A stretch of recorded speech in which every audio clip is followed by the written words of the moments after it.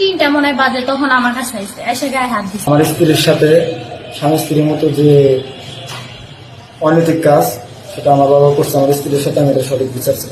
আমার নাম হচ্ছে শারমিন আক্তার। আমার হাজবেন্ডের নাম মোহাম্মদ নয়ন ইসলাম। আমার শ্বশুরের নাম শরীফুল ইসলাম। সুপ্রিয় দর্শকবিন্দু, এই যে দেখেন বর্তমান সময়ে সোশ্যাল মিডিয়াতে এই ভিডিওটি ভাইরাল হয়ে গেল। দর্শকবিন্দু, ভিডিওটি হচ্ছে দেখেন যে পরকীয়ার কাছে হালাল সম্পর্ক হারাম হয়ে যাচ্ছে। দর্শকবিন্দু, সম্পূর্ণ ভিডিওটি দেখেন তাহলে বুঝতে পারবেন। আর এমন নিত্য নতুন ভিডিও পেতে অবশ্যই আমার চ্যানেলটি সাবস্ক্রাইব করে রাখবেন। 3টা মনে হয় বাজে তখন আমার কাছে এসে গায়ে হাত দিচ্ছে। আমার স্ত্রীর সাথে স্বামী স্ত্রীর মতো যে অনৈতিক কাজ সেটা আমার বাবা করছে। আমার স্ত্রীর সাথে আমি এটা সঠিক বিচার চাই। আমার নাম হচ্ছে শারমিন আক্তার। আমার হাজবেন্ডের নাম মোহাম্মদ নয়ন ইসলাম। আমার শ্বশুরের নাম শরীফুল ইসলাম।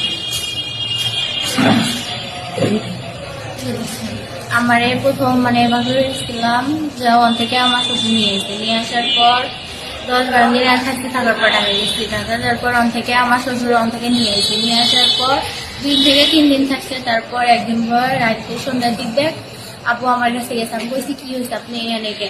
পুলিশ আসছে, তার লাগে এনে আমি আসছি। তো আমার ছোট শাশুড়ি ওই পাশে নিয়ে শোয়া দিচ্ছে। যাওয়ার পর অন্ধায় গেছে। যাওয়ার পর 5 মিনিট পর আমার গায়ে হাত দিচ্ছে। যাওয়ার পর আমি সরাই দিচ্ছি, কিছু করি না। তারপরে আবার দিচ্ছে, আবার আমি বকটক দিয়ে সরাই দিচ্ছি। তারপরে আবার দিচ্ছে। আমি কইছি আপু এখন আবার দিচ্ছেন কে? ঘুমের ভিতরে হয়তো গেছে।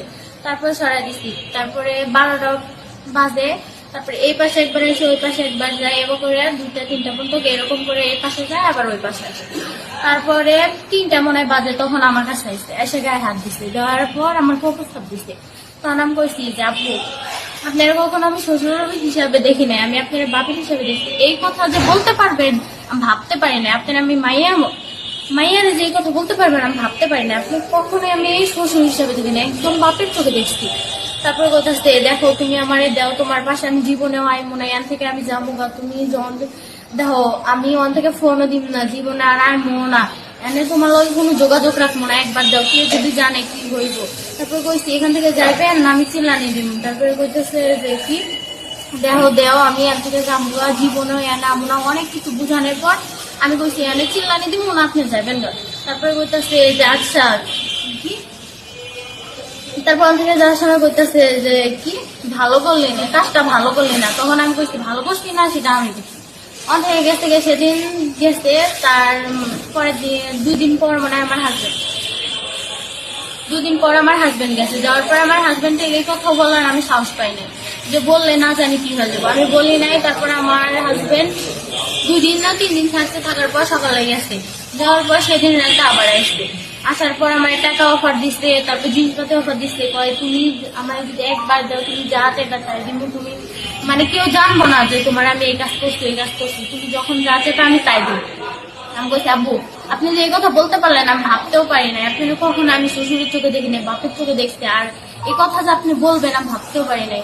একদিন বলছেন আমি আপনার না করেছি, তারপরে আবার নেক্সট টাইম আসতাম। কয় যে দেখো তুমি যখন তোমার কসমেটিক লাগবে, যখন যা লাগবে আমি সবই দিব, তুমি একবার আমারে দাও। তারপরে কইছি যে আপনি তো বাপ নামের কলঙ্ক। তারপরে আমার কইতেছে যে কি আমার লোক জর্জবতা করতেছে। জর্জবতা করার পর আমি সারতে না পেরে আর চিনের লোকে বাইরে লাগছে। তখন আবার ছুরি আসছিল, ছুরি আমার গলায় ধরছে। তারপর যদি চিল্লানি মারাস এটা তো তোরে শেষ করে দিই। তখন আমি চিল্লানি না, ওই যে টিনের শব্দ হয়েছিল আমার দেওয়ার উঠছে। ওঠার পর আম্মুরে কইছে আম্মু। তারপরে কয় কি কস? ওখান থেকে আবার আব্বু কইতেছে তুই যদি এমন কথা কস তাহলে তোর এই সুবিধা মানে নিবি। তারপরে আমি মনে আর কিছু বলি নাই। সেদিন গেল।